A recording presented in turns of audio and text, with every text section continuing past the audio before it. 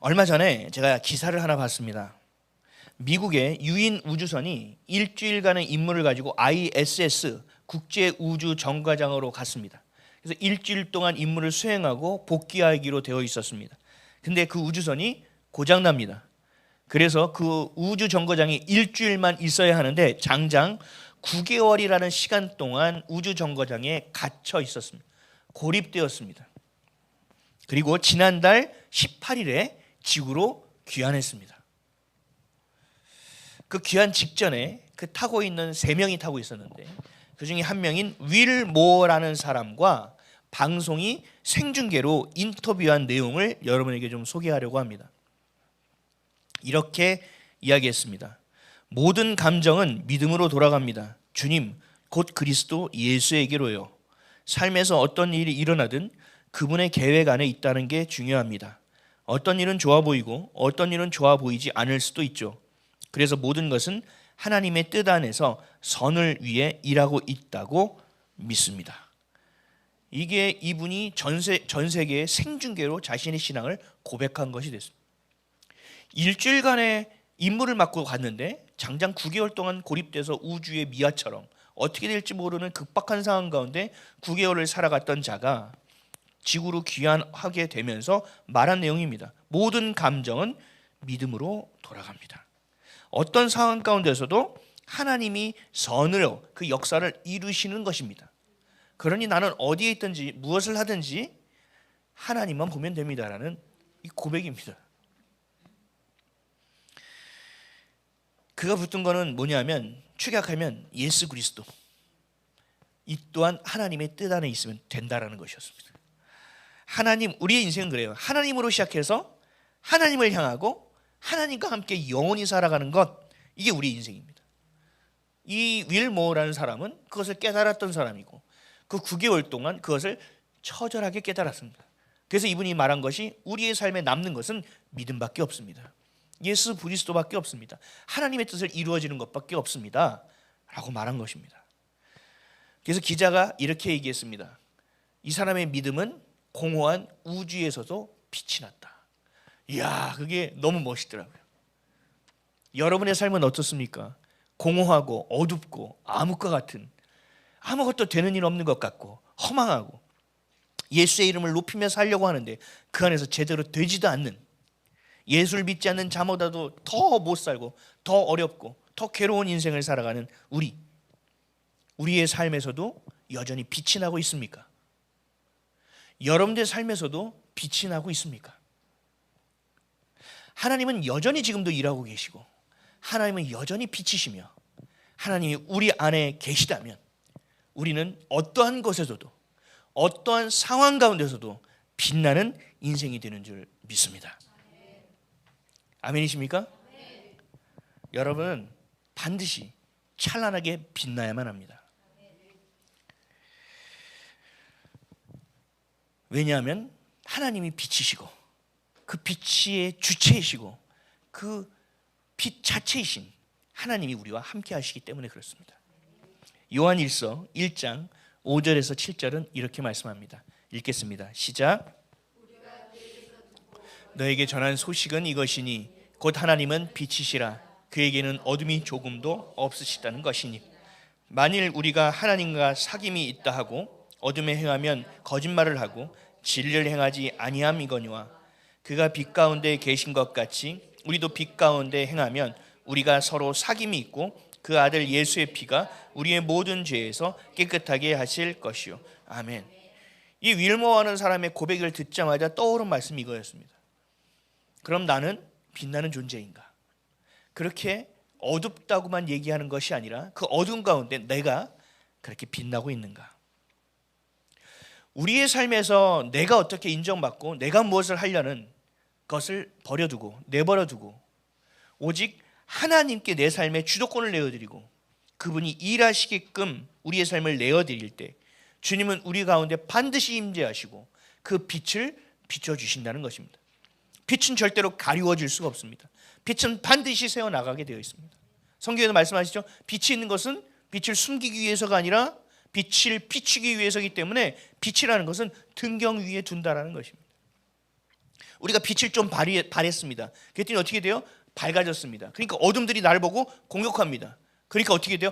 내가 빛을 너무 밝혔나 봐. 빛을 좀 줄여야겠어. 이게 미련한 겁니다. 빛은 반드시 어둠 가운데 있게 되어 있습니다. 그 빛은 반드시 어둠과 싸울 수밖에 없게 되어 있습니다. 그런데 그 어둠이 너무 강하니 빛을 좀 줄여야겠다. 이것이 아주 미련하고 아둔한 짓입니다. 우리에게 임재하신 그 빛으로 인하여 찬란하게 우리가 빛을 발하는 것, 빛처럼 행하는 삶이 되는 것입니다. 그럴 때 우리는 어둠을 반드시 파합니다. 빛은 어둠을 반드시 승리하게 되어 있는 것입니다. 에베소서 5장 8절에서 10절까지 말씀입니다. 읽겠습니다. 시작. 너희가 전에는 어둠이더니 이제는 주 안에서 빛이라. 빛의 자녀들처럼 행하라. 빛의 열매는 모든 착함과 의로움과 진실함에 있느니라. 주를 기쁘시게 할 것이 무엇인가 시험하여 보라. 아멘. 이것이 바로 하나님의 자녀답게, 빛의 자녀답게 살아가는 모습입니다. 주님을 마음껏 기쁘시게 해드리는 인생입니다. 예수를 믿지 않는 자들은 어떻게 하면 나에게 유익이 될까? 어떻게 하면 내가 손해를 보지 않을까 하고 살아가지만, 예수를 믿는 자들은 다릅니다. 어떻게 하면 하나님을 기쁘시게 해드릴까? 어떻게 하면 하나님이 기뻐하실까라는 기준 자체가 완전히 다른 인생을 살아가는 것입니다. 이게 바로 빛의 속성입니다. 하나님은 하나님을 향하는 자, 믿음으로 살아가는 자, 하나님을 주인으로 여기며 그 통치권을 드리고 그 주도권 안에서 사는 자, 매일처럼 하나님께 항복하며 살아가는 자, 이를 믿음 있는 자라 말하며 이들을 자녀 삼아 주십니다. 하나님을 붙들고 하나님이 우리를 붙들어 주시고 하나님의 때에 맞게 우리를 사용하시고 하나님이 원하시는 방법 안에서 하나님이 보내신 자들과 함께 연합하여 그 뜻을 이루는 삶을 살아내게 되는 것입니다. 이것이 바로 구원의 여정입니다. 이것이 바로 교회의 모습입니다. 하나님은 오늘도 성령의 임재하심을 통하여 태동시킨 교회를 오늘도 멈추지 않고 존속하게 하시고, 하나님이 써내려가신 그 역사를 오늘도 우리를 통하여 써내려가고 계십니다. 그 우리와 함께 하신 성령께서 우리와 함께 그 기록하신, 바울을 통하여 기록한 사도행전과 같이 아직 그 사도행전이 끝나지 않는 성령의 행전으로 우리와 함께 일하고 계심을 반드시 믿으시기 바랍니다. 하지만 인간의 본성과 인간의 죄성은 하나님 없이도 살 수 있다고 믿으려고 합니다. 하나님 없이도 우리는 살 수 있다라고 생각합니다. 이것이 바로 뭐예요? 뽀로로 세상입니다. 어른이 없으니 참 좋구나. 어른이 없이 내 마음대로 살 수 있구나. 전 뽀로로를 보다가 깜짝 놀랐거든요. 어른이 없구나. 이야, 제멋대로네. 그래도 제멋대로 안에서 규칙들이 있네. 그래서 큰 곰 뭐죠? 그 곰? 그 곰이 뭔가 중심을 좀 잡고 있는 뽀로로가 사고치는. 우리의 삶에도 그런 어른은 필요 없다. 내가 혼자 할 수 있다 라고 생각하는 세상에 나이를 떠난 어린이들이, 뽀로로들이 넘치는 세상 가운데 우리가 살아가고 있다는 것입니다. 성경은 이것을 뭐라고 말하냐? 교만이라고 말합니다. 이것을 가장 원초적인 죄요, 가장 큰 죄라고 정의하고 있습니다. 우리의 삶의 시작은 뭐냐? 하나님을 영화롭게 하는 데 있습니다. 하나님을 예배하는 데 있습니다. 그런데 하나님을 없이도 살아갈 수 있다고 여기는 것은 가장 큰 죄일 수밖에 없습니다. 하나님을 예배하는 삶, 이것이 우리의 삶의 목적입니다. 그 삶을 예배하는 것, 그의 동력은 무엇입니까? 하나님의 사랑입니다. 하나님의 사랑을 받아야만, 하나님의 사랑에 눈을 마주쳐야만, 그 그리스도의 사랑이 우리 안에 믿어져야만 우리도 그분의 사랑을 향하여 나아갈 수 있습니다. 그것이 바로 예배입니다. 그것이 바로 빛을 발하는 것입니다. 그것이 바로 구원의 여정이라는 겁니다. 그래서 행하지 않는 자는 믿음이 없다라고 야고보서에는 얘기하고 있는 거예요. 주님을 주님 하는 자마다 구원받을 것이 아니라 주님의 뜻대로 행하는 자만이 구원을 받을 수 있다라고 기록된 이유도 거기에 있는 것입니다.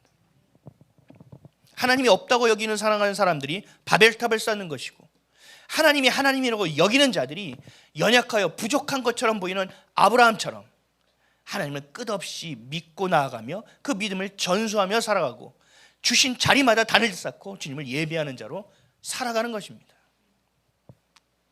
결국 성경은 하나님을 예배하는 자와 하나님을 예배하지 않는 자, 하나님의 말씀에 순종하는 자와 불순종하는 자, 하나님을 기뻐하는 자와 하나님을 미워하고 싫어하고 대적하는 자로 나뉘어지는 것이고, 그것이 우리의 삶의 기록으로 남겨져 있는 것이 바로 인류의 역사인 것입니다.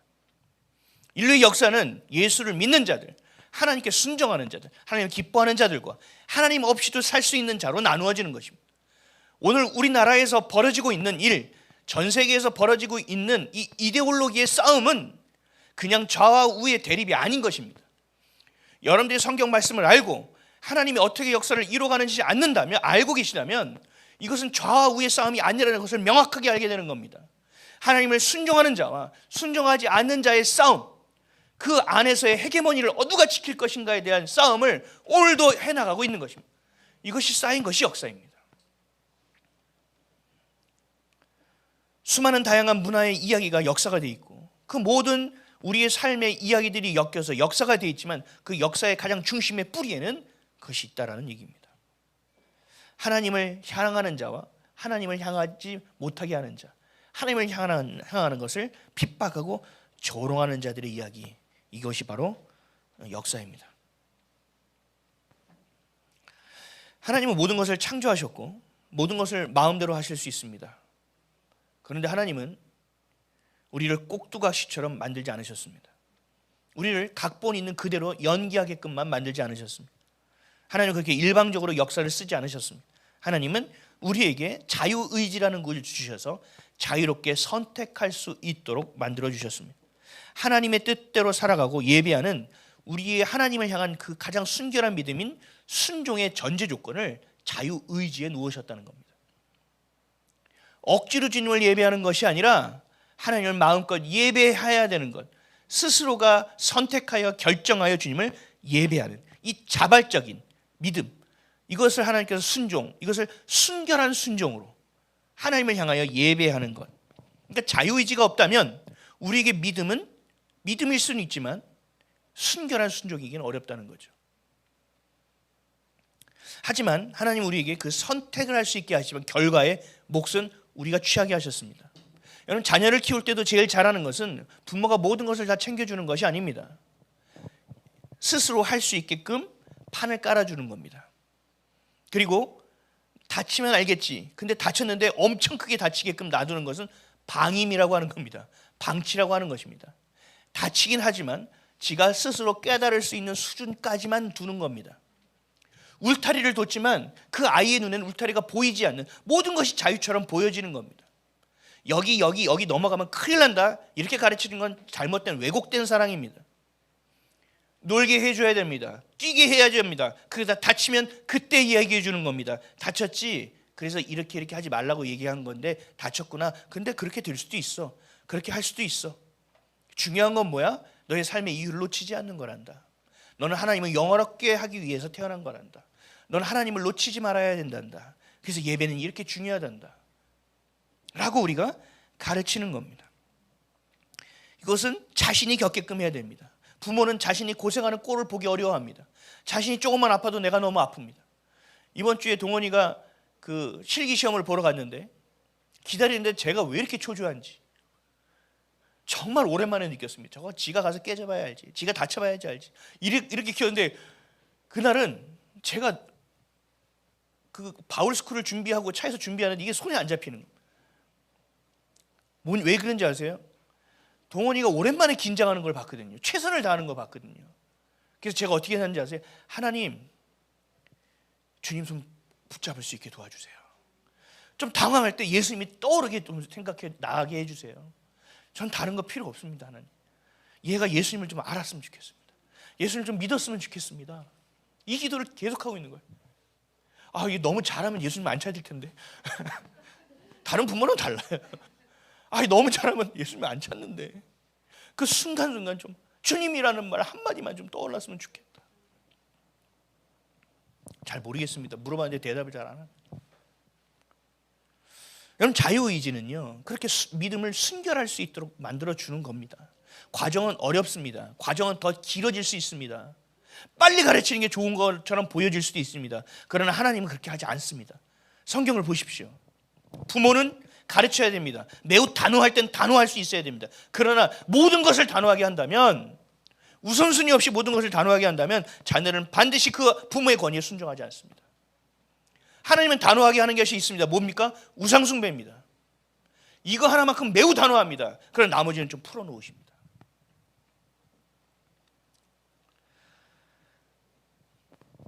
죄에 대한 것 짓지 마, 이거 하다, 이거 큰일 나, 하나님 이렇게 안 하십니다. 내버려 주십니다. 그러나 이건 죄라는 걸 말씀하십니다. 그러나 그 선을 넘었을 때 어떻게 합니까? 그 죄의 결과를 경험하게 하십니다. 죄는 용서하십니다. 그런데 그 죄의 결과는 책임지게 하십니다. 그래서 그 다음의 단계에 있어서의 자유의지가 온전한 순종의 단계에 걸을 수 있도록 좀 더 순도 있는 믿음이 될 수 있게 도와주시는 겁니다. 왜 2차 세계대전에 히틀러가 나오고 뭐가 나오고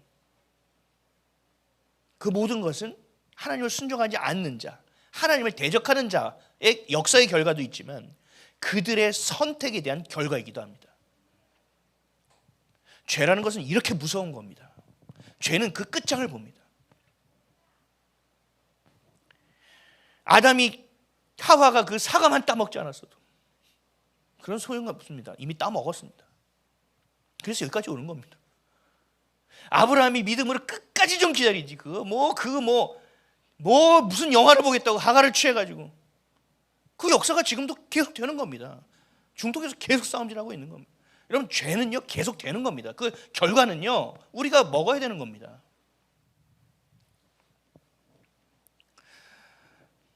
역사를 보면 수많은 전쟁이 있었습니다. 인간의 탐욕과 인간의 욕심으로 인하는 수많은 전쟁, 그들의 역사적 결과, 죄의 결과, 또 하나님을 순종하는 자들을 핍박하고 조롱하고 박해하는 역사의 결과, 이것이 엮여져 지금의 역사가 되어 있는 것입니다. 우리는 그래서 그 역사적 시선과 관점을 이데올로기적, 내중심적으로 보면 안 됩니다. 성경적으로 봐야 합니다.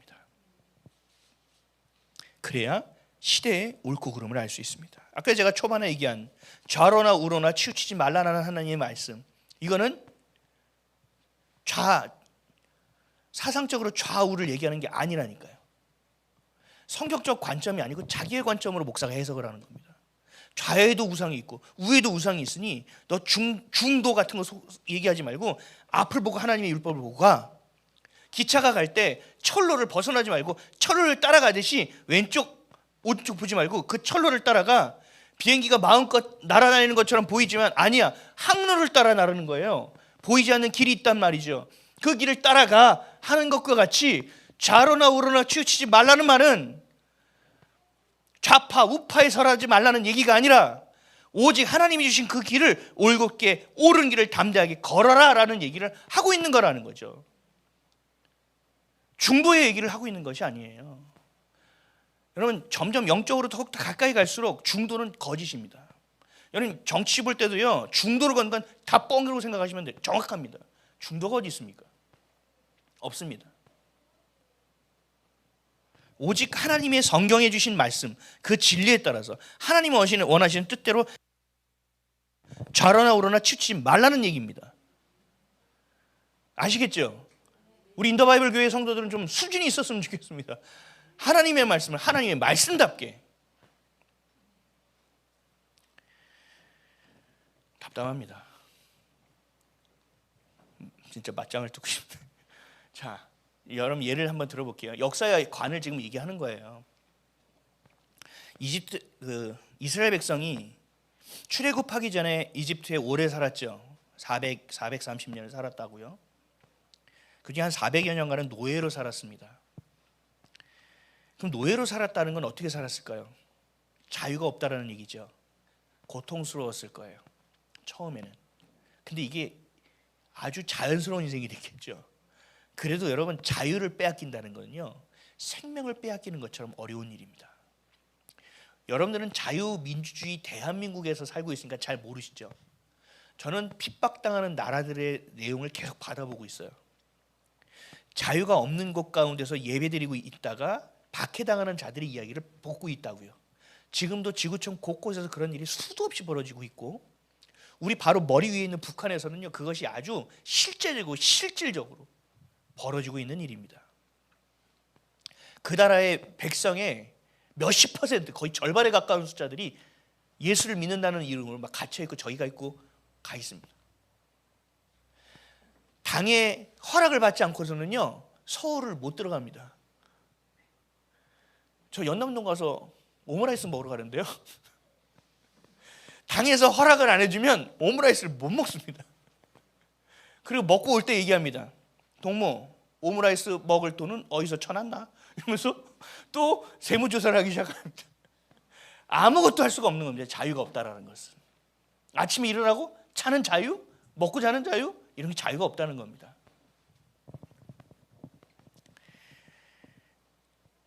그런 역사, 이집트 백성들은 그렇게 살았다는 겁니다. 근데 그들이 그러한 일을 겪게 된 그 억압과 자유의 박탈과 어려움을 겪게 된 건 이들이 죄를 지어서입니까? 아니에요. 그러니까 우리가 어려움이 있을 때 무조건 너 회개해. 이건 잘못된 거라고요. 깊이 기도해야 됩니다. 그 역사 안에서 그 악인들이 흥황하여 우리 하나님을 믿는 순종하는 자들을 핍박하고 억압하는 역사도 있습니다. 그럴 땐 어떻게 돼요? 그 믿음을 지켜나가는 게 중요한 거겠죠. 근데 우리의 역사 안에서 이 어려움이 자유가 뺏긴 것이, 핍박당하는 것이 그런 악인의 결과가 아니라 우리가 하나님을 온전히 섬기지 않아서 된 죄의 결과라면 어떻게 됩니까? 회개해야 되겠죠. 그러니까 잘 분별해야 된다는 거예요. 제가 며칠 전에 제주도에서 오는 날 전화를 받았어요. 우리 교회 전화번호가 있거든요. 근데 그게 착신 전화라서 핸드폰으로 돼 있어요. 전화를 받았는데 우리 교회에 출석하고 싶은 사람이래요. 이런 것들을 저런 것들을 얘기하셨어요. 근데 일단은 제가 다른 교회를 일단 권면을 드렸거든요. 다른 여러 가지 이유 때문에. 근데 어쨌든 이분이 여러 가지의 상황에 대한 이야기를 해요. 그래서 이제 병원도 다녀왔다. 정신적인 병원을. 이런저런 얘기예요. 그래서 이걸 대적기도 하고 있다라고 말씀하셨어요. 잘하고 있습니다. 근데요, 그걸 다 그렇게만 보시면 안 돼요라고 얘기했어요. 여러분 잘 봐야 돼요. 우리가 어떤 질병에 걸릴 때도요, 내 죄의 결과 때문에 될 수도 있습니다. 그리고 악한 영이 우리를 괴롭히는 것일 수도 있습니다. 이걸 잘 분별해야 된다는 거죠. 근데 하나님 중심에 서 있지 않으면 이 분별이 안 돼요. 지금 한국의 상황이 지금 이런 어려운 상황이 돼 있어요. 그렇죠? 어떤 분이 이렇게 올렸어요. 5년간의 문재앙의 시대, 이것 때문에 미치는 줄 알았는데 막 그러다가 마지막에 윤석열 파면은 다행이다. 도대체 이 사람은 어디에서 뭘 하는지를 제가 잘 모르겠어요. 사상의 근거가 어디 있는지 모르겠어요. 그러니까 여러분들이 가지고 있는 자유의지를 잘 써야 되는 거예요. 그래서 그것이 하나님을 영화롭게 하는 것이냐, 그렇지 않은 것이냐. 우리가 죄를 짓지 않아도 악인들의 죄로 인하여 그 쓰나미에 우리도 함께 휩쓸릴 수 있습니다. 근데 지금 대한민국의 상황은 그런 상황이 아니에요. 대한민국의 상황은 대한민국의 교회가 완전히 무너졌다고요. WCC, WE에도 계속 얘기하니까요, 목사님들이 감각이 없습니다. 그냥 그런 줄 압니다. 그러니까 국민을 개돼지처럼 여기는 겁니다. 깨어나 있어야 되고 무엇이 옳은지 그른지가 우리가 영적으로, 신앙적으로, 성경적으로 정확하게 세워져 있어야 된다는 것입니다. 그럴 때 우리가 역사의 쓰나미 속에 있을 때는 어떻게 믿음을 지켜야 할 것인가, 어떤 하나님의 뜻을 붙들고 어떻게 기도해야 될 것인가가 우리 안에 그 다음에 우선순위로 정리가 되는 것이지, 이것이 되지 않고 그 전체적인 것만 보고 하나만 보면 아무 일도 되지 않는 겁니다. 여러분, 이 모든 역사가 결국은 어디 안에 있느냐? 하나님의 주권 안에 있는 겁니다. 하나님은 오늘도 그 결승점을 딱 정해놓으신 길을 오늘의 분량만큼 달려가고 계십니다. 그 분량만큼 이뤄가고 계십니다. 우리의 눈에 보이지 않는 하나님의 손이 이 역사를 주관하시고 운영하고 있다는 사실입니다.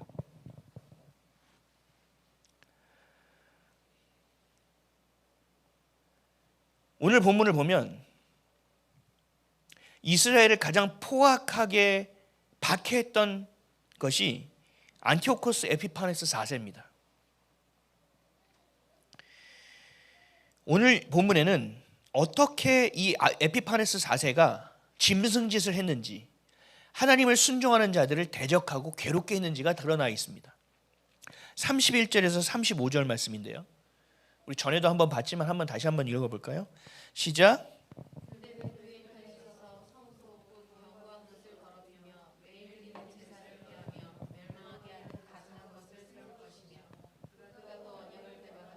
악행하는 자를 속임수로 타락시킬 것이나 오직 자기의 하나님을 아는 백성은 강하여 용맹을 떨치리라. 백성 중에 지혜로운 자들이 많은 사람을 가르칠 것이나 그 칼날과 불꽃과 사로잡힘과 약탈을 당하여 여러 날 동안 몰락하리라. 그들이 몰락할 때 도움을 조금 얻을 것이나 많은 사람들이 속임수와 그들과 결합할 것이며 곧 그들 중 지혜로운 자 몇 사람이 몰락하여 무리 중에서 연단을 받아 정결하게 되며 희게 되어 마지막 때까지 이르게 하리니 이는 아직 정한 기한이 남았습니다. 아멘. 그들의 악행으로 인하여 괴로움을 당할 수 있습니다.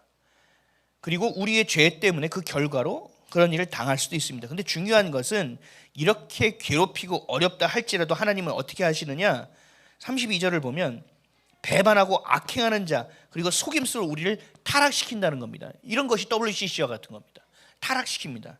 그러나 오직 자기의 하나님을 아는 백성은 강하여 용맹을 떨칩니다.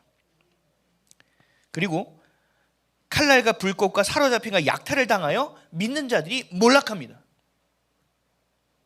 근데 그 몰락할 때 그 속임수 있는 자들과 결합하고 배도하여, 그냥 배도하는 것이 아니라 사도 바울이 사울일 때처럼 기독교를 핍박했던 것처럼 그렇게 핍박하는 일들이 일어납니다. 근데 그 가운데 연단을 받아 정결하게 되고 희게 되어 마지막 때까지 이르는 자들이 남아 있습니다. 하나님이 이들을 통하여 일하신다는 겁니다. 하나님은 이들을 통하여 하나님의 정한 기한까지 존속시킨다는 겁니다. 이게 교회입니다. 이게 교회. 이름을 교회라고 해서 교회는 게 아니라 이 믿음을 끝까지 지키는 것이 교회입니다. 이 에피파네스가 한 일을 제가 다시 한번 얘기해 볼게요. 얼마나 악랄한지. 유대인들을 배교시키는 거예요. 그 얘기에서 한 게 뭐냐면요, 공포적 정치를 했습니다. 이들의 에피파네스라는 것이 신의 현현이라고 얘기했죠. 자신을 신이라고 만들었잖아요. 그러니까 하나님을 섬기는 것이 아니라 자기를 섬기게 만들어야 되잖아요. 그 일을 어떻게 했느냐, 우리 유대인들이 아들이 태어나면 할례를 며칠 만에 해요? 8일 만에 할례를 해야 됩니다. 모세도 그 할례를 안 해서 죽을 뻔했잖아요. 하나님 할례를 굉장히 중요하게 여기잖아요. 할례를 시키면요, 처형시킵니다. 사형입니다. 그리고 제우스에게 제사를 드리지 않잖아요. 사형입니다. 그리고 여러분들 에피파네스 그 4세가 있었을 때 여기 계시잖아요. 여러분 다 사형입니다. 안식일을 지키면 사형입니다. 성경 다 집에 있죠? 가서 성경 있으면 사형입니다. 지성소를요, 이 안티오코스 4세가 제멋대로 드나들었습니다. 그리고 성경도 이렇게 안 하고 쪽 성경을 가지고 다니거나, 아니면 우리 스마트폰 봐봐 딱 봤더니 에베소서 2장 5절 말씀이 이렇게 뚝 뜨잖아요. 사형입니다. 이런 지나가다가 성경 어플이 있어? 사형입니다. 뭐 딱 떨어뜨려서 주여, 사형입니다. 다 죽습니다. 그 핍박 속에서, 그 처절함 속에서 그들이 있었습니다. 그리고 그들은 하나님을 소망했습니다. 이들이 소망이 오늘 말씀 가운데 있어요. 뭐냐면요, 정한 기한이 있다라는 얘기입니다. 언제까지요? 정한 기한이 있다라는 겁니다. 악날에 정한 기한이 있다는 겁니다. 그건 뭐예요? 하나님께서 반드시 심판하실 그날이 있다라는 겁니다. 여러분, 스포츠 경기가 있죠. 스포츠 경기가 막 해요. 근데요, 야구는요 요즘 좀 줄였어요. 12회인가? 거기까지 이상 되면 멈춰 이렇게 해버렸어요. 너무 길어지니까. 그리고 투수들도 너무 길어지니까 던지는 시간을 정해놨어요. 몇 초 내로 던져야 돼요. 타임도 몇 번 못 부르게 해놨어요. 경기가 길어지니까. 근데 축구는 그렇지 않아요. 축구는요, 전반 45분, 후반 45분, 하프타임 15분인가요? 딱 끝납니다. 뭐가 되면 페널티킥 차고 뭐 연장전이 있긴 있지만 거의 되면 시간 안에 딱 끝납니다. 그 안에 심판이 존재하죠. 반칙해요? 삐 부릅니다. 규칙이 있습니다. 근데 그 안에서 반칙하는 놈은 끝까지 반칙하죠. 보이지 않는 손으로 막 반칙하잖아요. 그렇죠? 그러나 그 정한 시간이 딱 지나면 어떻게 돼요? 반칙 못합니다. 경기는 끝납니다. 그리고 심판한테 걸려서 삐 부르면 제재를 받아야 됩니다. 징계를 받아야 됩니다. 마치 우리의 삶도 그렇다는 겁니다. 이게 끝나지 않을 것처럼 보이지만 반드시 그 경기 시간이 정해져 있는 거. 그리고 심판이 없어서 반칙하고 우리가 막 지는 것 같고 억울하게 지는 것처럼 보이지만 심판이 다 보고 있다는 겁니다. 그리고 제어하고 있다는 겁니다. 여러분 11장을 쭉 보면 정한 기한이라는 것이 몇 번 드러납니다. 이것이 바로 역사의 끝입니다. 순종과 불순종의 역사, 하나님을 자녀들을 배교하게 만들고 그렇지 못하게 지키는 것들의 끝점, 이 역사의 끝점이 있다는 얘기를 하고 있는 겁니다. 악한 세력은요, 성경에 보면 얼마 동안은 그 위세를 펼친다고 나옵니다. 위세를 펼칩니다. 그 가운데 하나님 뭐 하십니까? 정결하게 백성을 만드시는 겁니다. 순도 있게 백성을 만드는 겁니다. 순결한 신부로 만드는 겁니다. 그리고 하나님이 예수 그리스도가 다시 오시는 그날, 언약을 성취하시는 그날, 하나님의 나라가 도래되는 그날이 온다는 것입니다. 그동안 하나님은 믿는 자들을 아주 소중하게 다룹니다. 여러분들의 알곡처럼. 악한 것들도 있습니다. 그러면 악한 것들을 빨리 죽이셔야죠. 아니요. 주님은요, 알곡이 다칠까 봐 그것들을 못 칩니다. 잘. 성경 볼까요? 마태복음 13장 24절에 30절 읽겠습니다. 시작. 예수께서 그들 앞에 또 비유를 들어 이르시되 천국은 좋은 씨를 제밭에 뿌린 사람과 같으니 그 원수가 와서 곡식 가운데 가라지를 덧뿌리고 갔다. 싹이 나고 결실할 때 가라지도 보이거늘 집주인의 종들이 와서 말하여 주여 좋은 씨를 뿌리지 아니하였나이까. 그런데 가라지가 어디서 생겼나이까. 주인이 이르되 원수가 이렇게 하였구나. 종들이 말하되 그러면 우리가 가서 이것을 뽑기를 원하시나이까. 주인이 이르되 가만두라. 가라지를 뽑다가 곡식까지 뽑을까 염려하노라. 둘 다 추수 때까지 함께 자라게 두라. 추수 때에 내가 추수꾼들에게 말하기를 가라치는 먼저 거두어 불사르게 단으로 묶고 곡식은 모아 내 곡간에 넣으라 하리라. 아멘. 악인들로 인하여 억울하게 역사에 휩싸여서 우리도 그런 역사적인 쓰나미를 경험할 수밖에 없는 때가 있지만 그동안 하나님 뭐 하신다고요? 신앙 있는 자들을 존속하게 만드신다는 거죠. 가라지가 더 많아도 알곡을 위하여 가라지를 추수 때까지 놔두신다는 거죠. 그래서 하나님의 이름 중에 하나가 뭔지 아십니까? 역전의 하나님인 겁니다. 이사야도 한번 보겠습니다. 오늘 아침에 보내드린 말씀인데요. 읽겠습니다. 시작.